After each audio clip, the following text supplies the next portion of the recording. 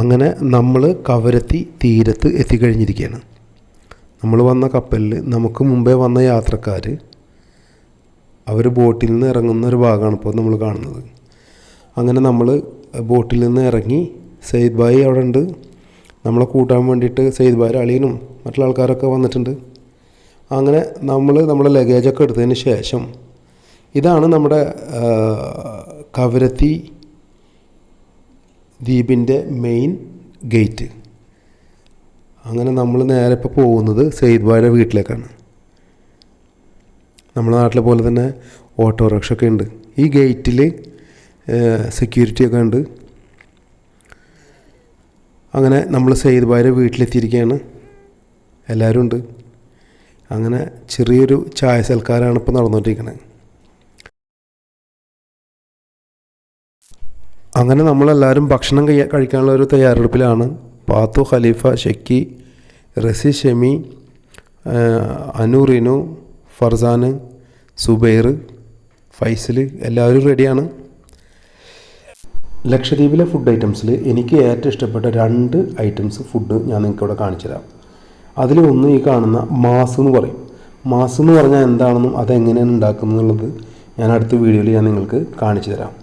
പിന്നെ ഉള്ളത് പത്തിരി പോലുള്ള ഈ ഒരു വിഭവം, ഇതിൻ്റെ പേര് കീലാഞ്ചി എന്നാണ്. ഇത് രണ്ടും കൂടി നല്ല കോമ്പിനേഷനാണ്. പിന്നെ നമ്മളെ പിള്ളേരൊക്കെ യാത്ര ചെയ്ത് ക്ഷീണമുണ്ട്, എല്ലാവരും നല്ല ടയേർഡാണ്. അപ്പോൾ ഞങ്ങൾക്ക് അറേഞ്ച് ചെയ്തിട്ടുള്ള അക്കോമഡേഷനിലേക്ക് നീങ്ങാനുള്ള പരിപാടിയിലാണ്. ഒരു 8-8:30 ആയപ്പോൾ സെയ്ദ് ഭായിയുടെ വീട്ടിൽ നിന്ന് ഓമിനി എടുത്തുകൊണ്ട് പിള്ളേർ സെറ്റിനൊക്കെ കൂട്ടിയിട്ട് ഞങ്ങൾ ഇറങ്ങി. ഞങ്ങളിപ്പോൾ പോയിക്കൊണ്ടിരിക്കുന്നത് പാരഡൈസ് ഹട്ട് എന്ന് പറഞ്ഞിട്ടൊരു സ്ഥലമുണ്ട്. അവിടെയാണ് ഈ കയാക്കിംഗ് ഒക്കെ ഉള്ളത്. അപ്പോൾ പിള്ളേരൊക്കെ ഭയങ്കര ഹാപ്പിയാണ്. ഇവിടുത്തെ റോഡിനൊരു പ്രത്യേകത ഉണ്ട്. ആകെ 3 മീറ്ററാണ് റോഡിൻ്റെ വീതി. അങ്ങനെ നമ്മൾ പാരഡൈസ് ഐലാൻഡിൽ എത്തി. വണ്ടിയൊക്കെ പാർക്ക് ചെയ്തു. അങ്ങനെ നമ്മൾ നേരെ ബീച്ചിലേക്ക് ഇങ്ങനെ പോയിക്കൊണ്ടിരിക്കുകയാണ്. വളരെ സുന്ദരമായിട്ടുള്ളൊരു ബീച്ച് കേട്ടോ. ആ ബീച്ചിൻ്റെ സൈഡിൽ എന്തെങ്കിലും പ്ലാസ്റ്റിക്കോ കച്ചറയോ ഒന്നുമില്ല. വളരെ സുന്ദരമായിട്ടുള്ളൊരു ബീച്ച്. ഈ ബീച്ചിനോട് ചേർന്നിട്ട് തന്നെ തൊട്ടടുത്ത് ഒരു കയാക്കിങ്സിൻ്റെ എക്യുപ്മെൻറ്റ്സൊക്കെ വാടക കൊടുക്കുന്ന സ്ഥലമുണ്ട്. ഞങ്ങൾ അങ്ങോട്ട് പോയി. അവിടെ ചെന്നിട്ട് ഞങ്ങൾ ഏകദേശം ഒരു 13 പേരുണ്ടല്ലോ. 13 പേർക്കുള്ള ജാക്കറ്റ്, സേഫ്റ്റി ലൈഫ് ജാക്കറ്റ്, അതുപോലെ കയാക്കിങ്, അങ്ങനെ ആവശ്യമുള്ള സാധനങ്ങളൊക്കെ തിരഞ്ഞെടുക്കുന്നതിൻ്റെ തിരക്കിലാണ് ഫൈസലും സുബൈറും സെയ്ദ് ഭായും ഒക്കെ. അങ്ങനെ ഞങ്ങളവിടെ നിന്ന് ഞങ്ങൾക്ക് ആവശ്യമുള്ള സാധനങ്ങളൊക്കെ സെലക്ട് ചെയ്തിട്ട് ഞങ്ങളങ്ങനെ മെല്ലെ ബീച്ചിലേക്ക് ഇറങ്ങി. അങ്ങനെ ഓരോരുത്തരായിട്ട് കയാക്കിങ് കടലിലേക്ക് ഇറക്കിയിട്ട് ഇങ്ങനെ തുഴഞ്ഞുകൊണ്ടിരിക്കുകയാണ്. നമ്മളെ കൂട്ടത്തിൽ നിന്ന് ആദ്യം ഇറങ്ങിയത് ഷെമിയും സുബൈറുമാണ്.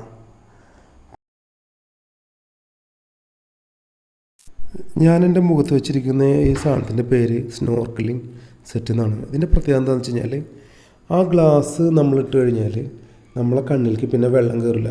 അപ്പോൾ ഈ കടലിനടിയിൽ എന്തൊക്കെ ഉണ്ട് ഓരോ മൺതരി നമുക്ക് കാണാൻ പറ്റും. അതോടൊപ്പം അതിൻ്റെ കൂടെ ഒരു പൈപ്പും കൂടെ ഉണ്ട്. ആ പൈപ്പിൻ്റെ മുകൾ വശം വെള്ളത്തിൻ്റെ മുകളിലാണ് വെക്കുന്നതെങ്കിൽ നമുക്ക് വായ കൊണ്ട് നമുക്ക് ഓക്സിജൻ എടുത്തുകൊണ്ട് എത്ര നേരം വേണമെങ്കിലും വെള്ളത്തിൽ കിടക്കാൻ പറ്റും. എല്ലാവരും തകർക്കണം. പെണ്ണുങ്ങളൊരു വഴിക്ക്, ആണുങ്ങളൊരു വഴിക്ക്, പിള്ളേർ സെറ്റ് ഒരു വഴിക്ക്.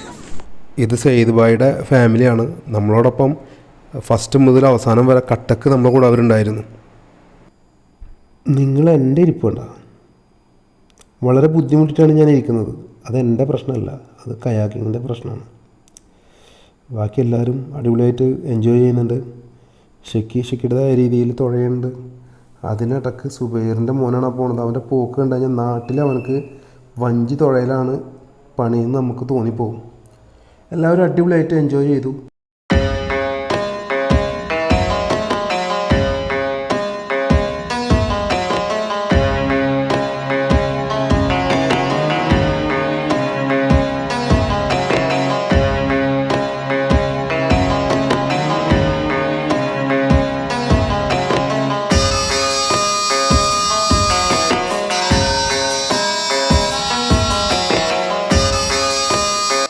സത്യം പറയാലോ, ഷെക്കി നന്നായിട്ട് തുഴയുണ്ട്. പക്ഷെ അത് കരയിൽ നിന്നിട്ടാണെന്ന് മാത്രം.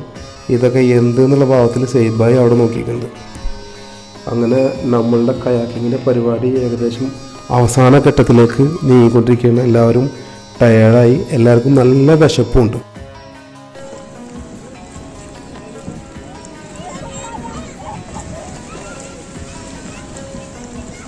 ഞങ്ങൾ കയാക്കിങ്ങൊക്കെ കഴിഞ്ഞ് വരുമ്പോഴേക്ക് റഹീം ഭായും സാലിഹ് ഭായും ഒക്കെ നമുക്ക് വേണ്ടിയിട്ട് ചൂര ചുട്ടെടുക്കണം. ഈ ചൂരയുടെ ഒരു കോമ്പിനേഷൻ ഉണ്ട്, എന്താണെന്ന് പറയുക, തേങ്ങാക്കൊത്തും ഈത്തപ്പഴം. അടിപൊളിയാണ്. ചൂര ചുട്ടതും തേങ്ങാക്കൊത്തും ഈത്തപ്പഴം. അപ്പോൾ ഇതൊക്കെ നമുക്ക് വേണ്ടിയിട്ട് അവർ തയ്യാറാക്കിക്കൊണ്ടിരിക്കുകയാണ്. അവരും അവരുടെ ഫാമിലി എല്ലാവരും ഉണ്ട്. അങ്ങനെ ഞങ്ങൾ ചൂര അടിക്കാനുള്ളൊരു പരിപാടിയിലാണ് ഇപ്പോൾ ഉള്ളത്. സത്യം പറഞ്ഞു കഴിഞ്ഞാൽ മീൻ ചുട്ടെടുത്തത് ഞാൻ കഴിച്ചിട്ടില്ല. ഈ ചുട്ടെടുത്ത മീനും തേങ്ങാക്കൊത്തും ഈത്തപ്പഴം കൂടിയിട്ട് കഴിച്ചു നോക്കി നോക്കും. ഭയങ്കര ടേസ്റ്റി ആയിട്ടുള്ള ഫുഡാണ്. അവിടുത്തെ സ്പെഷ്യലായിട്ടുള്ള ഒരു സാധനമാണ് ഈ സംഗതി. ഞങ്ങളുടെ എല്ലാ പ്രോഗ്രാമിലും സെയ്ദ് ഭായിയുടെ ഫാമിലി ഞങ്ങൾക്ക് ഒരുപാട് സപ്പോർട്ട് ചെയ്തു തന്നു. എല്ലാ കാര്യങ്ങൾക്കും അവർ ഞങ്ങളുടെ ഒപ്പം ഉണ്ടായിരുന്നു. ഈ ലക്ഷദ്വീപിലെ ആൾക്കാരുടെ ഒരു പ്രത്യേകത എന്ന് പറഞ്ഞു കഴിഞ്ഞാൽ അത് നമ്മൾ പോയി കണ്ടിട്ട് തന്നെ മനസ്സിലാക്കും. ഒരിക്കൽ പോലും നമ്മൾ കാണാത്ത ആൾക്കാർ, ഇനി കാണൂ എന്ന് ഉറപ്പില്ലാത്ത ആൾക്കാർ നമ്മൾക്ക് വേണ്ടി ചെയ്തു തരുന്ന ഓരോ സഹായങ്ങളും അവരുടെ പെരുമാറ്റങ്ങളും മനുഷ്യന്മാർ എങ്ങനെ ആവണം, എങ്ങനെ ആവാൻ പാടില്ല എന്നുള്ളതിന് ഉത്തമ ഉദാഹരണമാണ് ലക്ഷദ്വീപ് ജനത. ഈ വീഡിയോ നിങ്ങൾക്ക് ഇഷ്ടപ്പെട്ടിട്ടുണ്ടെങ്കിൽ തീർച്ചയായിട്ടും സപ്പോർട്ട് ചെയ്യാൻ മറക്കരുത്. ലക്ഷദ്വീപിൽ നിന്നുള്ള മറ്റൊരു വീഡിയോയുമായി നമുക്ക് വീണ്ടും കണ്ടുമുട്ടാം. അതുവരെ ഗുഡ് ബൈ.